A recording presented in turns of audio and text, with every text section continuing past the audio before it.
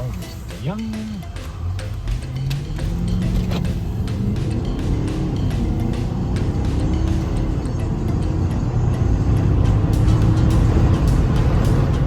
So part 2 gets underway with a bit of sim racing.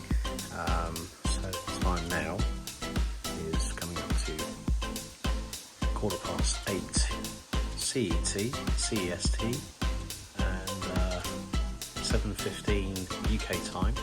So I'm doing round 7 of the FPS, which is the British Forces Broadcasting Armed Forces Virtual Racing Challenge, and we're at a circuit that I know very, very well. It's in Brands Hatch, so for the next couple of minutes you'll hear both myself and John Knighton working on this one, as David Christie is not very well at the moment, so good. Oh, we'll get well soon, bud. And so big ass screen to help me out tonight. There we go. Plus also a little screen to help me out with all the little idiosyncrasies for tonight. The grid is lined up and ready. 24 cars around this 2.433 mile circuit here at Brands Hatch.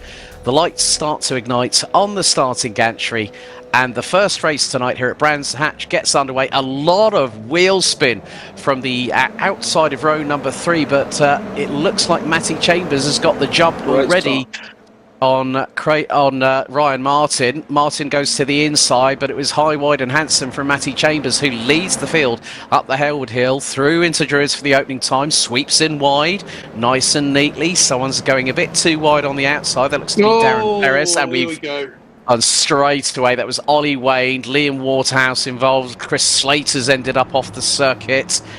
And, no, that's not what needed to happen. That was Matty Chambers within 5 corners. He's lost the lead, and that was down Graham Hill, down out of Graham Hill Bend and down the Cooper Straights. He rejoins, and I think he must be kicking himself. Not too sure what happened, if there might have been a slight touch between him and Ryan Martin. With these GR86s, they can be a bit of a handful. The slightest amount of contact, as you, myself and David have seen all season long, John, it can be the case. One slight touch and you are going around for a 360, whether you like it or not. And I just wonder whether the tyres are warmed up enough, whether they just overdid it it just took a slight touch.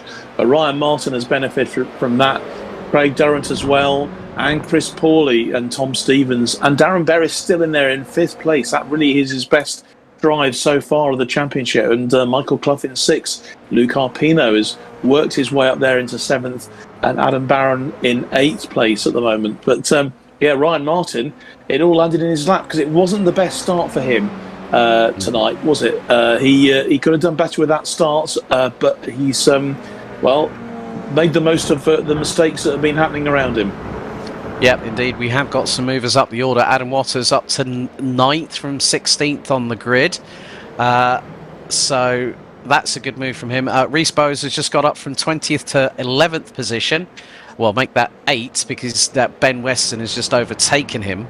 But we're 2 minutes and a quarter into this race. A bit of a 4-car train at the moment, led by Luke Arpino. Barron, Waters and Finch not too far behind. So Adam Waters looking to move up the order early and just take the advantages when they can. They're now going to go, we've just gone through Surtees, they're going to go down the infamous Pilgrim's Drop, and it is quite literally a drop underneath the bridge, before the sweeping right-hander at Hawthorns, which can catch people out, but you've got to carry the speed through, rotate the car through early, but don't clip the apex too early either, because you're going to lose all that momentum, because you could either be on the kitty litter or on the grass. But in the meantime, battle for second here.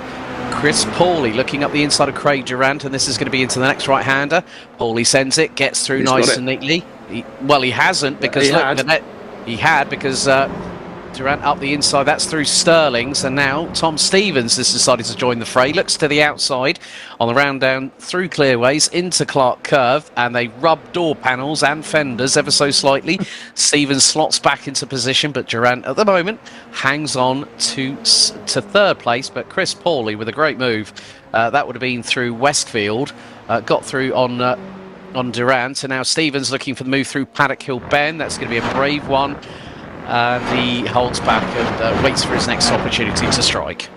And this is from earlier This is actually at the start of the race, where, and we did see a bit of a touch, and that was straight in, caused a bit of a melee. Cars all over the shop coming out of Druids, and two GR86 Cup cars intertwined. From what happened with the race leader, Matty Chambers went off at Graham Hill Bend. Oh, well, it was self-induced in that case. He went very, very wide, ran into the AstroTurf, touched the grass. The back end stepped out to the right-hand side, put it straight in the path of Ryan Martin, who was effectively trying to just get the hell out of Dodge. That's what we're going to find out right now, folks, because they are not that far away from completing our 10th and final lap, because Ryan Martin will now power out of the final corner. Not the best of starts from the Scotsman from the Royal Air Force, but he's going to take another victory by a comfortable 7 seconds after 11 laps of racing. Another one on the board for Ryan Martin. And there is the drag race. And look, Chris Durant has timed it perfectly. Paulie takes second. Durant takes third by 2/100ths of a second. We get underway, and that was a bit of a line lock there from Ben Weston, because Stu Eaton, as Eatock has just got past him. John Finch is going around the outside of him as well, so 3 wide. Someone went very high onto the curbs. I think it was Luke Arpino. Someone's gone off track already through Paddock Hill Bend and into the kitty litter, but great start by Eatock. Bit of a bog down from Ben Weston, as there we see Ben still holding on to third place at the moment. Bit of a someone's got a bit sideways there as well. Cluffy's made his way up to 9th. Stu Eatox has put in the fastest lap of the races. Look at the amount of jockeying for position and real estate on this circuit. Down the Bradford Straight, into Paddock Hill Bend, onto lap number 2. So hopefully no pit manoeuvre is going to happen here going into Hawthorns, but Cluffy was very, very lucky, unfortunately, though. And no, he's not. No, he's not. Out of the exit. So he's gone off. Dan Hardwick has gone off and returned to garage. Tom Stevens was in the pits after that incident coming through Clearways out of Stirling. So if it's been an incident, it's been a big incident, but it's been mitigated in this second race because the drivers have already had that feel for the track. But this is the battle for what is now the race lead, as Berris has got a head of steam going down Clearways. He's pulled alongside Stu Eatock going into Clark Curve, and the lead has changed, but Paulie's going to try and do the pair of them on the inside. Can he make it 3 wide coming out of the final corner? He's going to get into the slipstream of what is going to be, it's going to be close. We've got 5 minutes to go, and Paulie is up into second. Slingshots past Stu Eatock, bumps onto the curbs, 2 wheels in the air, and still keeps the throttle pinned. And Darren Berris is probably nearly having kittens right now, because he sees a certain Chris Paulie in his rearview mirrors. But this is not just a 3-car fight anymore, because you look in the background, John Finch, Craig Durant and Ben Weston coming to play with these. It's going to look to slingshot up the inside of Stu Eatock. Eatock keeps it pinned there. Great racing respect between the pair, but Berris has made a mistake. Paulie's up his inside through into Westfield, and now Paulie's got the race lead. Berris, I think, just carried a bit too much speed through Hawthorns into Westfield, and then Paulie saw the door open and bang, he pounced. Durrant's ahead of Eatock. Now Finch is there, Weston is there. Oh, this is getting rather feisty. Very tasty. He's got the ringside seat. Now they come out of Stirling's down Clearways. One more lap to go, so the white flag will be out. As Berris very late under braking going through into Clark Curve, but the white flag, we're going to have to check it this time. So Chris Paulie pounced at the right time. We are going to run out of time here, but it looks like Paulie's going to win by just under 4/10 of a second. Berris, despite leading for quite a bit, takes second place. Craig He'll take that. He will definitely take that. Right, good morning. As you've probably seen, we've started part 2. So I am currently on my way to see my best buddy, Annika, in Steinfurt. So it has rained overnight. It is still raining. It's 10 degrees Celsius. And we're currently stuck in what the Germans call Stau, which is effectively traffic. So we're in not a diversion, but roadworks, and the 2 left-hand lanes of the right-hand side. We're just off of the U17, which is meaning that we're heading in the direction of Dorsten. So We've got Feldhausen just coming up on the next junction, but we're in a very, very slow moving traffic jam at the minute, which is effectively, well, it looks like they're peeling off all of the because the Germans do something different when it comes to, say for instance, roadworks, that they'll use a lot of adhesive yellow lines to make out where you're going on. So effectively now we've started to build up a little bit of speed. It's not that great in terms of weather conditions. The wipers are on constantly. So yeah, off to Steinfurt and off and away we go.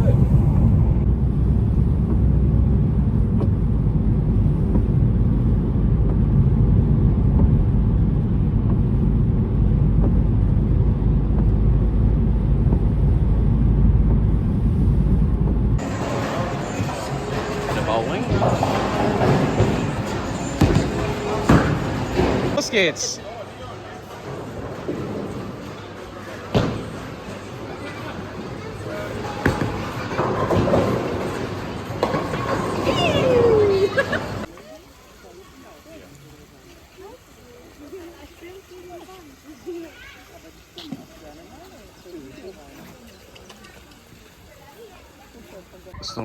It's normally the chimpanzees. They're the biggest monkeys. Wait for it. I wanna go. I wanna go. Go I wanna go. You can do it.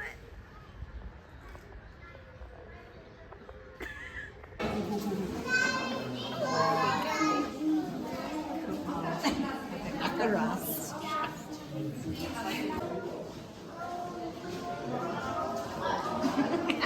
The rest.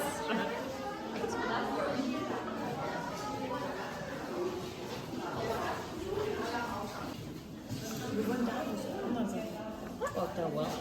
Yeah.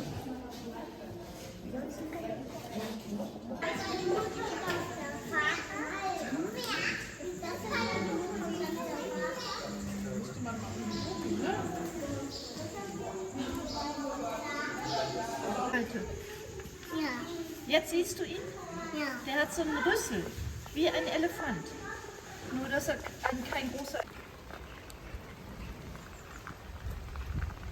Last picture. Was a great just a little one.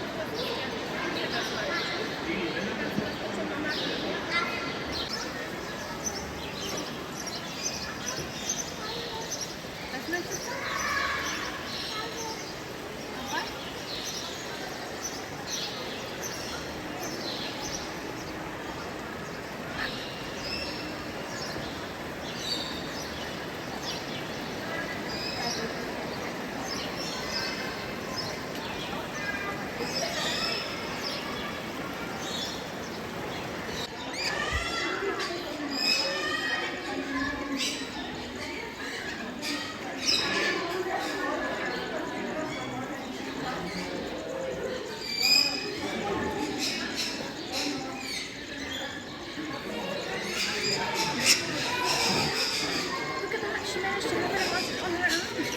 Ah, Annie.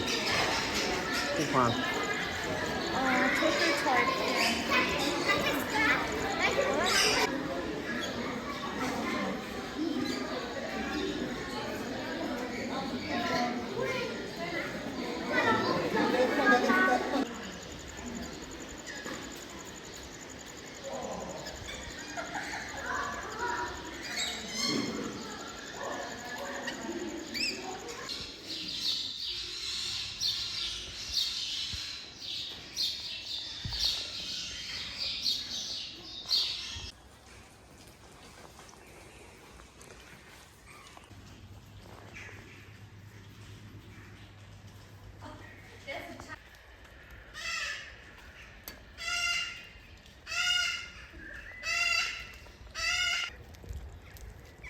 Please no shitting and please no boobs.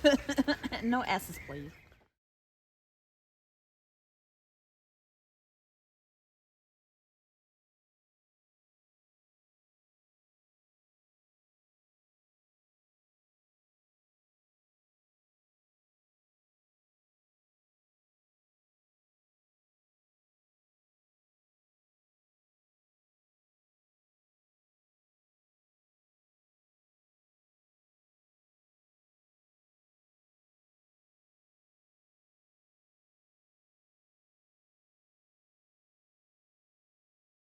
And here's Victor, who is a self-confessed cocaine addict.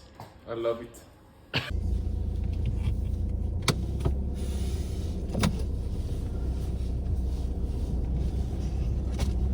It is a bit muddy around here, so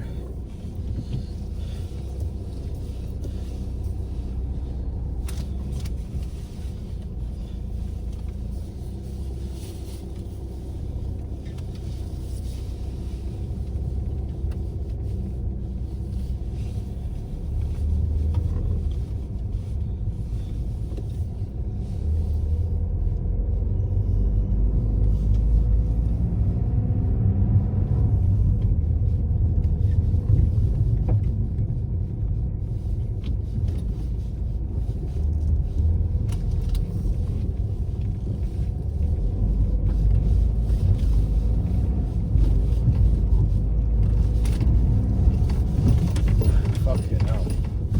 Up here, and I don't know what. And now it's the end of Euro Trophy Day 1.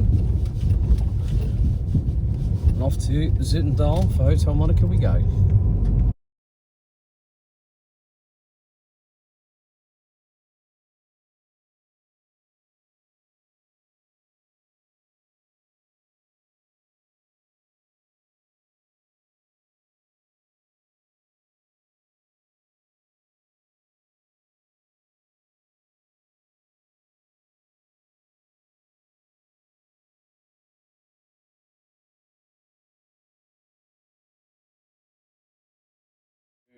Qualifying's over and done with. Some revisions, post sessions means that we have our pole sitters for tomorrow, so I've got to put that onto social media.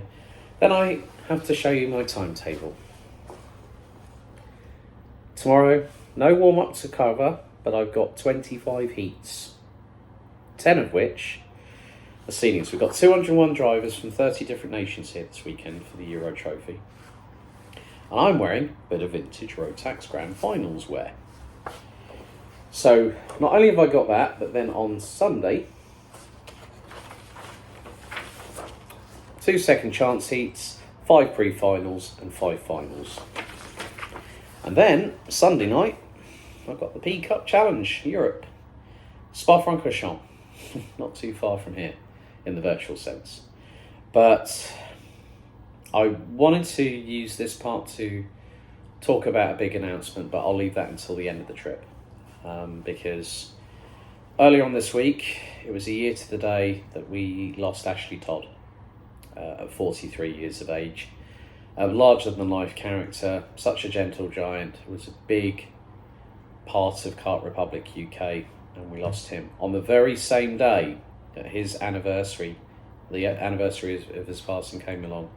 We lost the enigmatic, the charismatic, flamboyant Irish rally driver, Craig Breen, who was just 10 years Ashley's junior in a routine shakedown test ahead of the Croatia rally for the WRC.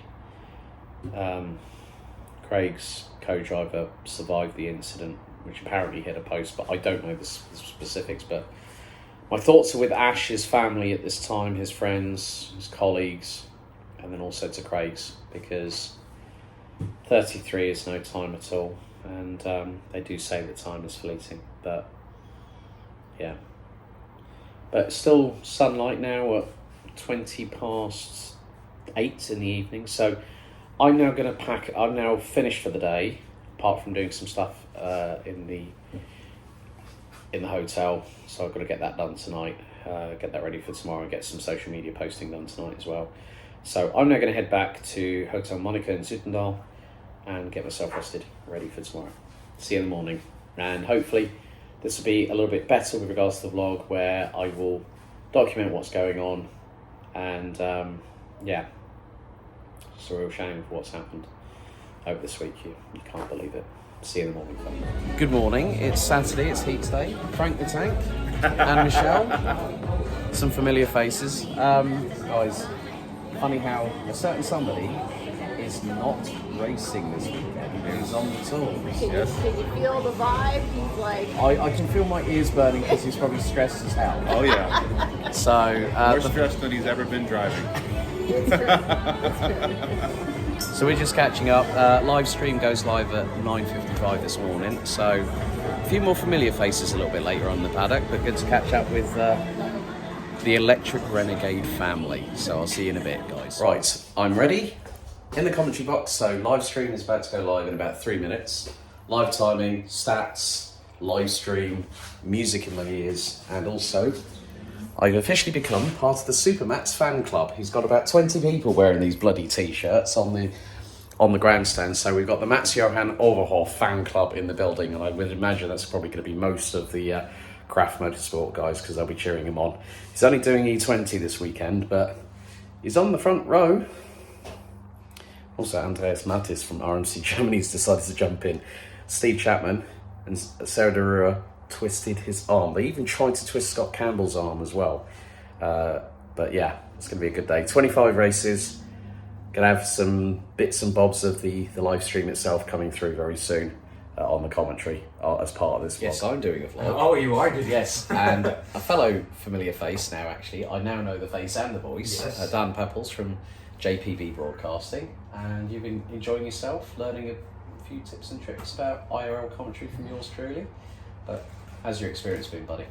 It's been great, you know. The paddock, everyone is so nice here. You've been so nice to show me around, show me what you're doing, I'm very grateful for it. So there you go. Right, well, we're just about to get underway because E20 are just about to go out. So race 2, 16 races. Watch out, my voice could be really ropey after this. So let's take you through the starting grid for the Minimax pre-final. On pole position, it will be Jacob Ashcroft, who led the ranking after heats after yesterday's 3 races. Albert Friend, who took the victory in the final heat, lines up alongside on the front row. It's a top 3 British lockout, courtesy of Cole Denham from Dan Holland Racing, the 162, who starts on the inside of row 2. And we'll have Estonia's Nikita Lubimov alongside. Lucas Dorder and Denny Babacek will run at row 3. Max Endicott and Philippe Perez, row 4, with Rory Armstrong and Jakub Kubera rounding at the top 10. Oliver Warner and Patrikias Dokius round at row 6, with Maxime Bobrishov joined by Angelina Simons-Torres on row 7. Christian Segerson and Charles Kitely rounding out row 8. Row 9, it's Kai Clark and Adrien Stions. Completing the top 20, it's Alexander Van Meeuwen and Sigurd Stubberud Fredriksson. Completing the 31-strong grid, it's Bram van der Beken, Ryan Rivers, Vic van Kampenhout, Len Abbas, Andreas Jaller, Ryan Gandor, Isaac Barker, Jeffrey Beek, Vitek Kubera, Kieran Stewart, and last but by certainly no means least from Finland, the 114 of Unto Olavi Lakonen.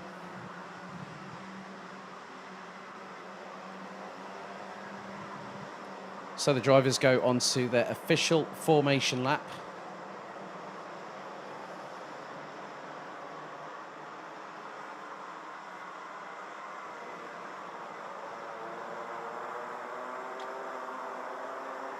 So the confirmed results from every one of the pre-finals today will set the respective grids for the finals, which will start at 2 p.m.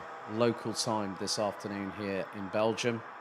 So for you, those watching in the UK, it will be 1 p.m, so round about lunchtime.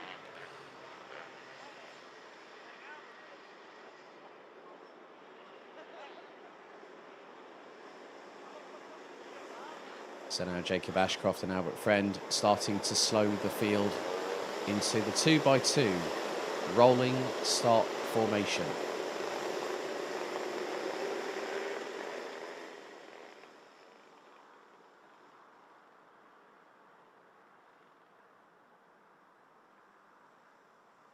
The red lights are on the starting gantry. The time is set at 11 minutes plus an additional lap.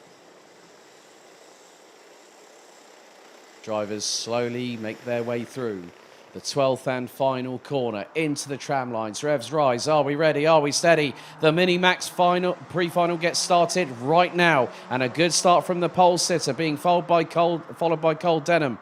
Albert Friend round the outside at the moment, and it's going to get a bit tetchy going through into turn 3 for the first time, but everyone at the moment is trying to make it through. They have successfully navigated it. And at the front of the field, it is actually Cole Denham, as someone went very, very wide. It looked to be Lucas Dorder from Belgium in the 197. As We've got one going off. That's Alexander Van Meeuwen. Someone was backwards off of turn number 6 on the Jutterplan and pointing the wrong way and has rejoined the field. More scrapping a little bit further down the order, around about the lower part of the top 10. 2, 3 wide coming through out of turn 9 into turn 10 at Cafe Corner. Jockeys, I think they're from Lithuania, having a bit of a send session through into turn number 10, as now with Jacob Ashcroft, who was down to 4th after the start, now overtakes Albert Friend through turn 12. And there is the 108, and that is Ryan Gandor from Canada. So unfortunately, the youngster from KR Sports might have been caught up in a slight incident. There are yellow flags at the marshal post just off of turn 10.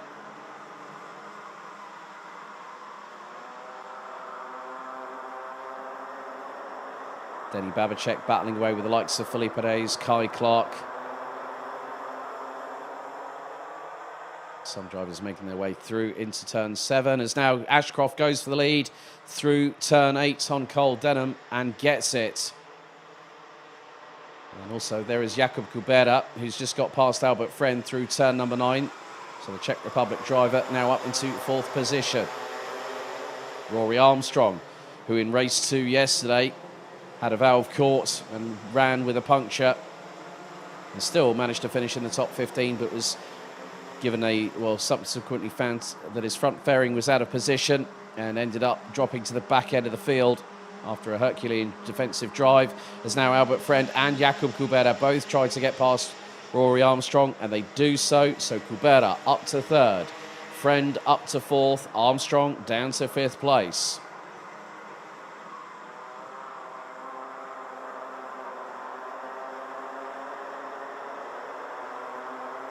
Charles Kitely is currently on the move. He's 12th behind Felipe Reyes, followed by Len Abbas, Lucas Sorder and Maxim Bobrishov from Belgium and the UAE respectively. But Jakub Kubera seems to have a lot of speed with that Sodi kart, a lot of waft from the 129, and is closing on Cole Denham for 2nd position.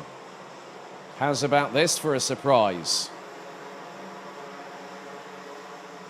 And also just noticed that Charles Kitely has just been hit with a 3-second time penalty for 2 wheels out of the tram lines on the start. Broke formation early before the red lights went out. And at the minute, that could drop him considerably down the order, probably outside of the top 20, as the way things stand right now.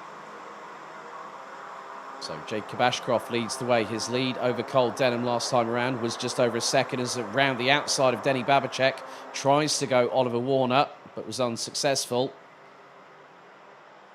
There's the battle for 2nd, 3rd, 4th and 5th, with Cole Denham leading that train. Jakub Kubera ahead of Albert Friend. Rory Armstrong now closing in on a Strawberry Racing teammate. Just behind them, you've got Nikita Lubimov and Kai Clark, Oliver Warner, Denny Babacek, and Max Endicott now round out the top 10. Ashcroft did have a 2nd lead after 3 laps. Looks to expand on that as Albert Friend up the inside of Kubera. That's going to possibly open the door for Armstrong, and it does. Kubera tries to block the advances of the 166 from Northern Ireland, and they rub side wheels, and they rub side walls again. But Rory Armstrong holds his ground, and despite the 2 rubbings of side walls respectively between the 2 drivers, Rory Armstrong holds his ground and his nerve and stays ahead of the 129. But that is allowing the 2 behind, Nikita Lubimov and Kai Clark, to close on in. Kubera looking towards the inside of the youngster from Downpatrick County down the Northern Line and gets through at turn 7. As Lubimov has to defend sternly through that same chicane in front of Kai Clark from the United Kingdom.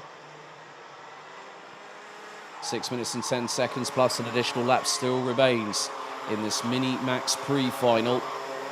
But Ashcroft's lead after lap 4 was 1.4 seconds. Now Albert Friend looking to go up the inside of Cole Denham through turn 12. He does get through. Rory Armstrong, I think, yes, has just got through on Jakub Kubera. And again, that's very close. It's a bit like Mansell and Senna back in the early 1990s, being literally millimetres apart. But Albert Friend now has the opportunity, with some clear air in front of him, to pull not just himself but also Cole Denham along. to try and catch up with Jacob Ashcroft, but with 5 minutes and 30 seconds on the timer remaining, that's going to be a tall order. Nikita Lubimov gets passed by Kai Clark going into turn number 6.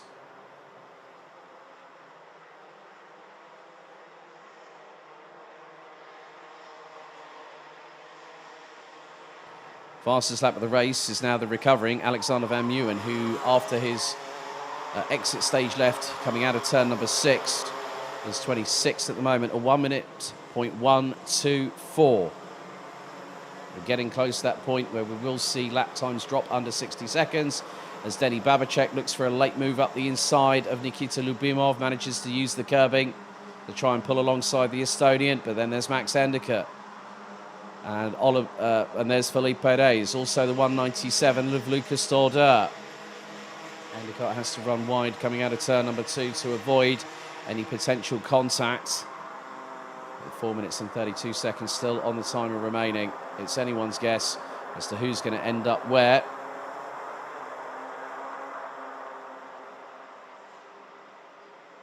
So with 4 minutes and 20 still to go, it's Ashcroft from Friend, Denom, Armstrong, Kubera, Clark, Lubimov, Babacek.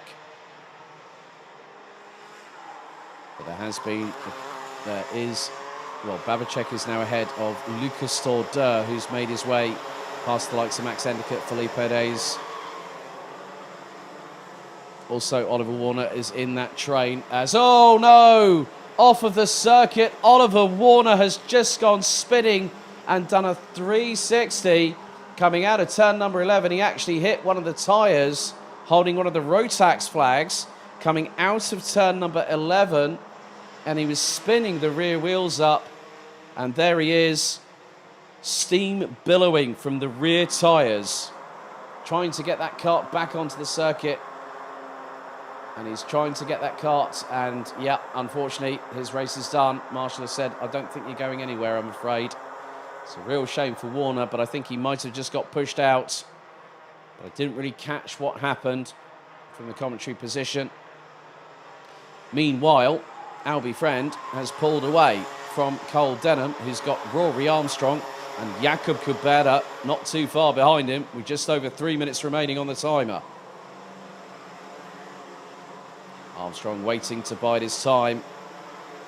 Could have been a little bit higher than 9th in the rankings had it not been for the puncture in heat number 2 yesterday.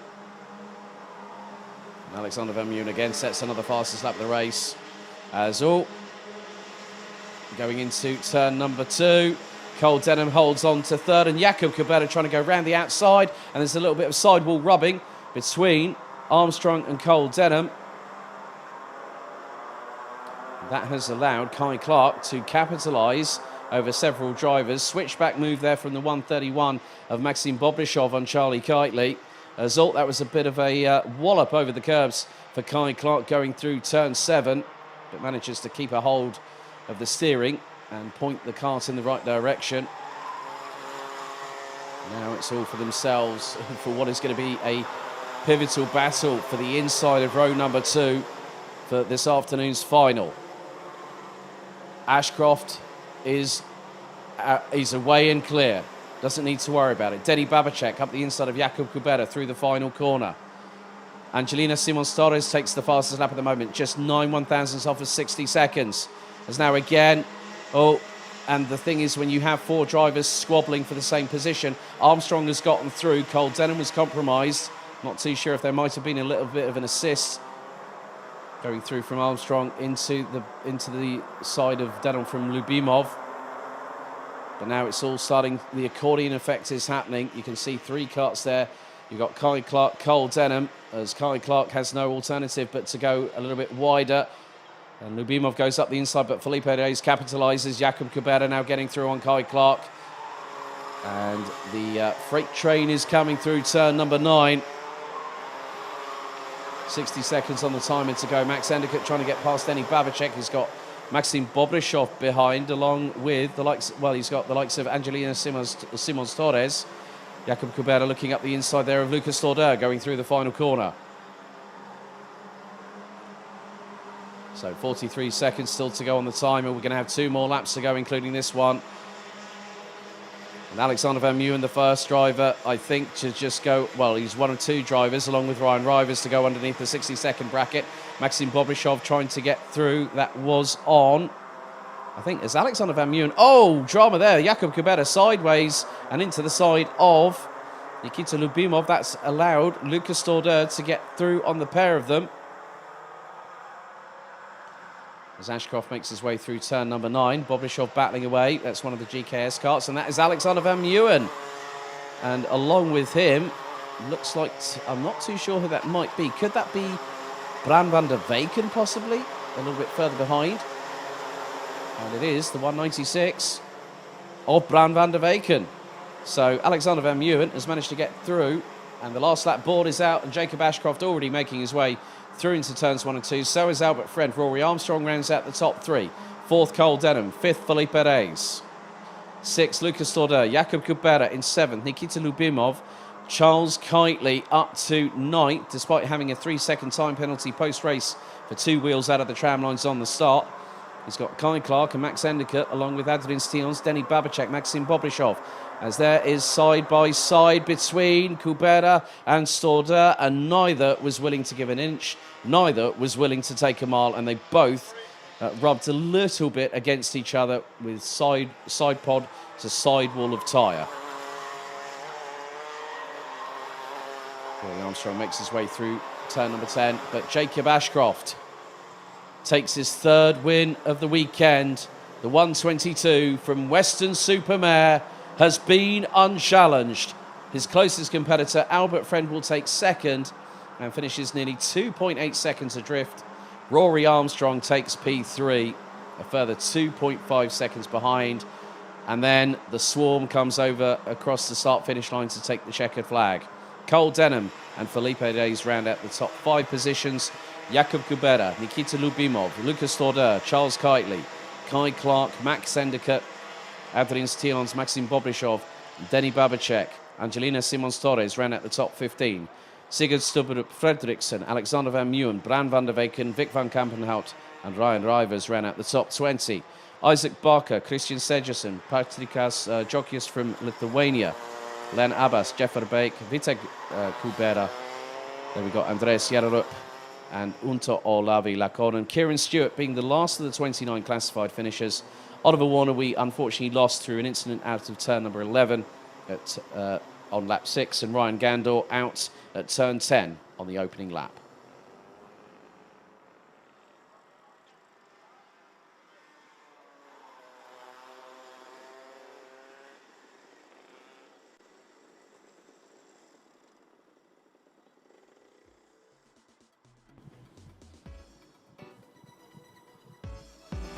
So waves to the camera from the youngest competitors and their mechanics on the starting grid ahead of our first of 5 pre-finals.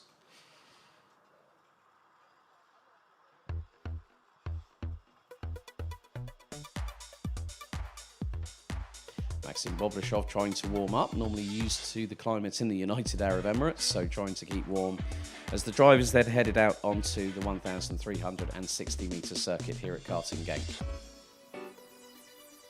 As always, the starts from the Minimax drivers have been nothing short of exemplary, especially with the formation, as they came through the tram lines, and there was the moment where Charles Kitely broke formation before the red lights went out. Jacob Ashcroft would lead the field into turns 1 and 2. Albert Friend, Nikita Lubimov will be around the outside, but a mistake from Ashcroft allowed Cole Denham to get through. There was Alexander Van Meeuwen coming out of turn number 6, doing a bit of grass tracking, and managed to rejoin the circuit. And then there was this moment. This is for Ryan Gandor from KR Sport, the young Canadian, out of turn number 10. And steam coming from the tyres on the 108 chassis. Then Albert Friend decided to get one up on Jakub Kubera and allowed the opportunity for Rory Armstrong to come through. But then the Czech Republic driver and the youngster from Northern Ireland would start clashing with sidewalls. That was the first time of it happening. And then another time heading into the braking zone. Smoke rising from both respective tyres that were rubbing against each other. But Armstrong held his ground. Then Albert Friend would make his move up the inside of Cole Denham. That would be for second on the road, whilst Jacob Ashcroft was cantering away into the distance. And then again, it was nearly a repeat, but this time it was Rory Armstrong to the outside, Kubera to the inside. Max Endicott would make his way through on Lucas Lauder through turn number 12, using the assistance of space to get through, and then Felipe Reyes would also get through on the Belgian going through. There was Oliver Warner after spinning out 360, hitting one of the tyres, spinning the rear wheels in frustration, trying to get out of the kart, and the marshal said, unfortunately, your race is not continuing. Then we had this battle. This was between Rory Armstrong and Cole Denham, with Kai Clark from Dan Honda Racing not too far behind. And then a little bit of a touch here as everything started to concertina. Sometimes with those kind of incidents, it's difficult to tell who was at fault. It was 4 karts in a row, all squabbling for what would eventually be third position for Rory Armstrong as Kai Clark looked up the inside of Cole Denham going through turn number 4. Then coming through turn 7, Kai Clark would then lose one position, well, at least a couple of positions, with Nikita Lubimov close to him on the inside. A bit of a sidewall contact between the pair allowed the Netherlands' Felipe Reyes to get through, along with the likes of the recovering Lucas Lauder and Jakub Kubera from the Czech Republic. Kubera would then also go through on Lauder and then go sideways into Nikita Lubimov, get a touch from behind courtesy of Lauder as it was 3 wide coming out of turn number 6.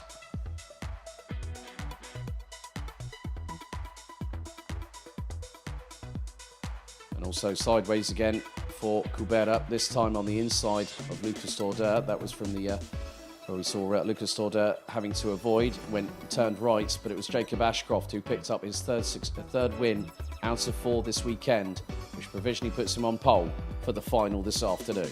Well, the vlog's not quite over yet, but I have to say, this Kambuka flask. The Kambuka Etna. Etna is actually the name of a volcano. Stainlouette, I am impressed. I am very impressed. And a big thank you to Esmed Osman, my good friend, the B&L Karting Series organiser and track manager here at Karting Genk. So yeah, a total of over 60 races over the last 2 weeks. Plus qualifying, plus social media, plus everything else you could probably throw at it as well. And now it is time for me to enjoy a couple of hours respite. I've then got commentary for JPB Broadcasting, round 5, P Cup Europe at Spa-Francorchamps. Then it'll be time to get myself ready, go home, but I'm going to be returning here to the circuit to catch up with a very good friend, and who's going to be actually out on the circuit tomorrow. And I'm going to catch up with Esme. So, see you in the morning. So now, 12 days in Belgium, Germany, via the Netherlands and France. Nearly 70 races commentated at this 1,360 metre circuit. 12 turns, clockwise. I've been around this track in an E20, had some great racing over the first respective rounds of the Euro Trophy this weekend just gone, and before that the B&L Karting Series. Had a wonderful chat with Eau Rouge's Tom Castermans, who used to work in Formula 1, used to actually work with Jenson Button back in the day. Jenson Button raced at this circuit with the house that Lemons built. Yes, Paul Lemons, the owner and proprietor of Karting Genk, and also GKS Lemons Power. If you ever come to the circuit and you walk into the brasserie, the kart on the ceiling just after the entrance is Jenson's very own kart that he raced in. So, 12 days, probably the best part of over 1,000 miles will be covered by the time I get home tonight. But now it's 534 kilometres, it's just over 330 miles to get back home to the United Kingdom. But first, got to get my backside from Genk to Calais to catch the Eurotunnel. That's it for part 2 of vlog 4, the road trip. But Thursday, a 5th vlog starts, and it's a new chapter in my commentary career, something that I've been waiting months to tell people about, and you're going to experience my point of view firsthand as I travel to the birthplace of my grandfather Herbert Goldschmidt, of course, Berlin. And what's more, this vlog will be completely 100% carbon neutral and electrically charged. You'll find out very soon. Thanks very much for watching. Thanks for everyone that continues to watch my channel. And also don't forget you can follow me on the respective social medias in the link in the description down below. Until next time, thanks for watching. See you later.